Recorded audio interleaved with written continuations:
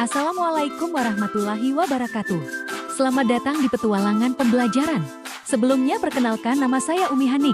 Hari ini kita akan membahas mata pelajaran akidah akhlak tentang menjauhi akhlak tercela. Kelas 6 semester 1. Nah, dalam bab ini akhlak tercela dibagi menjadi 3. Yang pertama adalah sifat pemarah. Marah adalah perubahan dalam diri atau emosi yang dibawa oleh kekuatan dan rasa dendam demi menghilangkan gemuruh atau rasa tidak terima di dalam hati. Marah atau dahsyat merupakan luapan perasaan seseorang yang tidak senang karena sesuatu, mungkin karena dihina, dibohongi, atau sebab suatu keinginan yang tidak tercapai dan sebab lainnya. Tanda-tanda orang yang sedang marah yaitu: pertama, mengejangnya urat dan otot disertai memerahnya wajah dan kedua mata. Kedua, wajah yang cemberut muram dan dahi yang mengerut. Ketiga, permusuhan dengan orang lain melalui lisan, tangan, kaki, atau yang semisalnya.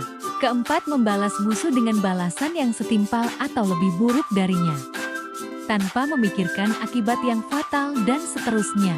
Dampak buruk sifat pemarah dibagi menjadi 2 yaitu: pertama, bahaya marah bagi diri sendiri. Marah dapat meretakkan hubungan, persaudaraan, dan pertemanan karena orang yang dimarahi akan merasa dicemooh dan dihina, terlebih jika orang yang dimarahi itu tidak bersalah. B. Orang yang suka marah akan dijauhi orang. Kita tentu tidak suka bergaul dengan orang yang pemarah. C. Tidak bisa menahan marah dapat mengakibatkan penyakit tumbuh dengan sendirinya. D.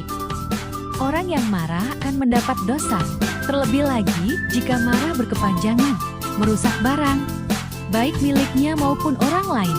Kedua, bahaya marah bagi orang lain. A. Menimbulkan rasa takut dan benci orang lain, sehingga enggan berurusan dengannya. B. Menimbulkan kerusakan sehingga membuat kerugian bagi orang lain. C. Merusak perdamaian karena pemarah biasanya mendahulukan emosi daripada kesabaran.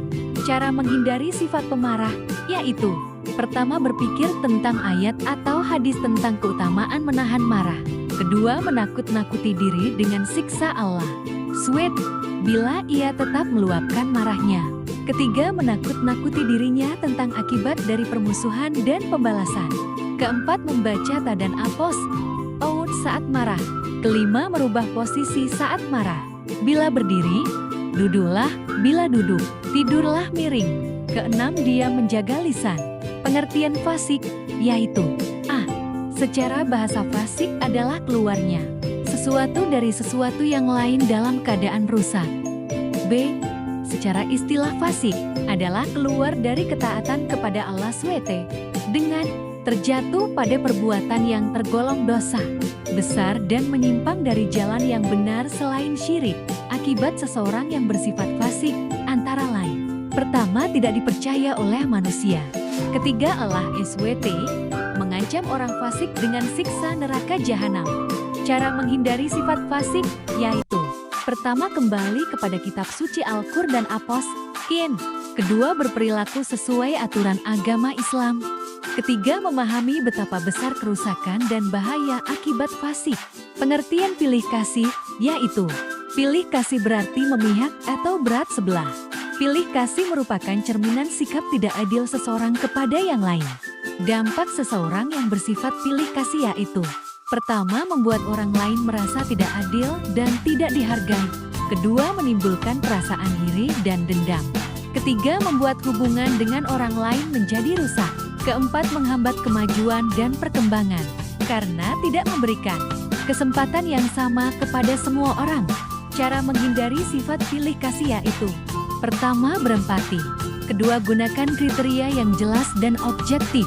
Ketiga, hindari pengaruh emosi. Keempat, bangun keterbukaan dan transparansi.